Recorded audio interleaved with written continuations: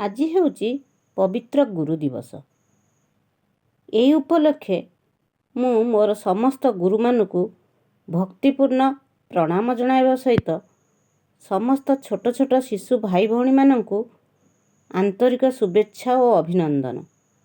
1988 ମସିହା ସେପ୍ଟେମ୍ବର ମାସ 5 ତାରିଖରେ ଭାରତର ପୂର୍ବତନ ରାଷ୍ଟ୍ରପତି ଡକ୍ଟର ସର୍ବପଲ୍ଲୀ ରାଧାକ୍ରିଷ୍ଣନ୍ ଜନ୍ମଗ୍ରହଣ କରିଥିଲେ। ସେ ଜଣେ ଆଦର୍ଶ ଶିକ୍ଷକ ଥିଲେ। ତାଙ୍କର ଜନ୍ମଦିନକୁ ସାରା ଦେଶରେ ଗୁରୁ ଦିବସ ରୂପେ ପାଳନ କରାଯାଏ। ଏହି ଗୁରୁ ଓ ଶିଷ୍ୟର ନିବିଡ଼ ସମ୍ପର୍କ ବିଷୟରେ ମୁଁ ଏକ ପୌରାଣିକ କାହାଣୀ ଉପସ୍ଥାପନ କରୁଛି। ଜଣେ ଋଷିଙ୍କ ଆଶ୍ରମରେ ଅନେକ ପିଲା ପାଠ ପଢ଼ୁଥିଲେ। ସେମାନେ ମନ୍ତ୍ର, ଶ୍ଲୋକ, ବେଦ, ଉପନିଷଦ ପ୍ରଭୃତି ପଢ଼ୁଥିଲେ। ପାଠ ପଢ଼ିବା ସହିତ ସେମାନେ ଆଶ୍ରମର ଜମି ଚାଷ କରୁଥିଲେ, ବଣରୁ ଫଳମୂଳ ଆଣୁଥିଲେ, ଗାଈ ଗୋରୁ ମଧ୍ୟ ଚରାଉଥିଲେ।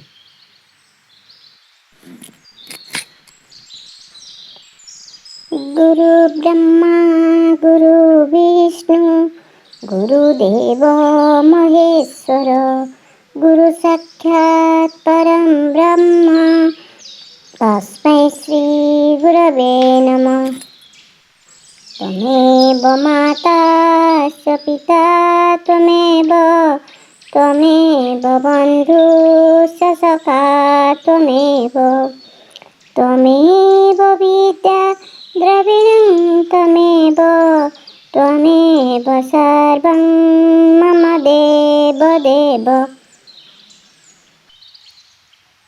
ବାଃ ପିଲାମାନେ, ତମେ ତ ବଢ଼ିଆ ଗାଇଲ। ଆସ ଆମେ ପ୍ରାତଃସ୍ମରଣ ଅଭ୍ୟାସ କରିବା। କରାଗ୍ରେ ବସତେ ଲକ୍ଷ୍ମୀ କର ମଧ୍ୟେ ସରସ୍ୱତୀ କରମୂଳେ ତୁ ଗୋବିନ୍ଦ ପ୍ରଭାତେ କର ଦର୍ଶନମ୍। ଦିନେ ଗୁରୁଜୀଙ୍କ ପାଖରେ ପିଲାମାନେ ବସି ପାଠ ପଢ଼ୁଥିଲେ। ହଠାତ୍ ବହୁତ ଜୋରରେ ବର୍ଷା ହେଲା। ଓହୋ, ଏତେ ବର୍ଷା! ଆଶ୍ରମ ଜମିର ବନ୍ଧ ତ ଭାଙ୍ଗି ଯାଇଥିବ। ଆଶ୍ରମ ଜମିରେ ପାଣିର ଧାର ଚାଲିଲା। ଗୁରୁଜୀ ଆରୁଣୀ ବୋଲି ଗୋଟେ ପିଲାକୁ ଡାକି କହିଲେ, ଆରୁଣୀ, ତମେ ଟିକେ ଯାଇ ଜମି ପାଖକୁ ଯାଇ ବନ୍ଧ ମରାମତି କରିଦେବ କି? ଆରୁଣୀ କହିଲେ, ଆଜ୍ଞା ଗୁରୁଜୀ, ଏବେ ମୁଁ ଯାଉଛି। ଏହା କହି କୋଦାଳ ଧରି ଚାଲିଗଲେ। କୋଦାଳରେ ମାଟି ହାଣି ହୁଡ଼ାରେ ପକାଇଲେ। ସେ ଯେତେ ମାଟି ପକାଇଲେ ମଧ୍ୟ ସବୁ ମାଟି ପାଣିରେ ଧୋଇ ହୋଇ ଚାଲିଗଲା।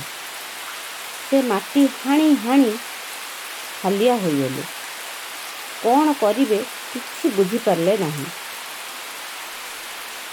ଓହୋ, ଏବେ ମୁଁ କ'ଣ କରିବି? ଯେତେ ମାଟି ପକାଇଲେ ମଧ୍ୟ ଘାଇ ତ ବନ୍ଦ ହେଉନାହିଁ। ପାଣି ଧାର ସେମିତି ଚାଲୁଛି। ଯାଉଛି, ମୁଁ ଏଠାରେ ଟିକେ ଶୋଇପଡ଼େ। ଘାଇର ମୁହଁରେ ଶୋଇପଡ଼ିଲେ। ଘାଇ ବାଟେ ପାଣି ବୋହିବା ବନ୍ଦ ହୋଇଗଲା। କିନ୍ତୁ ଆରୁଣୀ ପାଣିରେ ପଡ଼ିବା ଯୋଗୁଁ ହାତ ଗୋଡ଼ ସବୁ ଥଣ୍ଡା ହୋଇଗଲା। ସେ ଅଚେତ ହୋଇ ପଡ଼ି ରହିଲେ।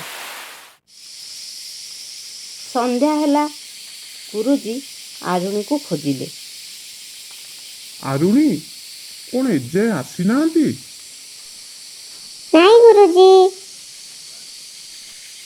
ହଉ ଚାଲ ତାଙ୍କୁ ଖୋଜିବାକୁ ଯିବା। ଗୁରୁଜୀ ବ୍ୟସ୍ତ ହୋଇଗଲେ। ସେ ଓ ପିଲାମାନେ ହାତରେ ଲଣ୍ଠନ ଧରି ଆରୁଣୀକୁ ଖୋଜିବାକୁ ଗଲେ। ବଡ଼ ପାଟିରେ, ଆରୁଣୀ, ଆରୁଣୀ, ତମେ କେଉଁଠି ଅଛ? କିଛି ଉତ୍ତର ମିଳିଲା ନାହିଁ। ଗୁରୁଜୀ ଜମି ପାଖକୁ ଯାଇ ଦେଖିଲେ ଆରୁଣୀ ଅଚେତ ହୋଇ ଶୋଇ ରହିଛି। ଗୁରୁଜୀ ସାଙ୍ଗେ ସାଙ୍ଗେ ତାକୁ କାନ୍ଧରେ ପକାଇ ଆଶ୍ରମକୁ ନେଇ ଆସିଲେ। ଶୁଖିଲା ଲୁଗାରେ ପୋଛିଦେଲେ। ଦେହରେ ତେଲ ମାଲିସ କରି ଉଷୁମ ସେକ ଦେଲେ। ଆରୁଣୀ ଭଲ ହୋଇଗଲେ। ଗୁରୁଜୀ ତାଙ୍କୁ ଆଶୀର୍ବାଦ ଦେଇ କହିଲେ, ଆରୁଣୀ, ଭଗବାନ ତୁମର ମଙ୍ଗଳ କରନ୍ତୁ। ତୁମେ ବଡ଼ ହୋଇ ଜଣେ ଭଲ ମଣିଷ ହୋଇ ସାରା ଜଗତରେ ନାଁ ରଖିବ। ସବୁ ପିଲାମାନେ ସବୁବେଳେ ତମେ ଗୁରୁଜୀ ଗୁରୁମା ସବୁ ଗୁରୁଜନ ମାନଙ୍କର କଥା ଶୁଣିବ।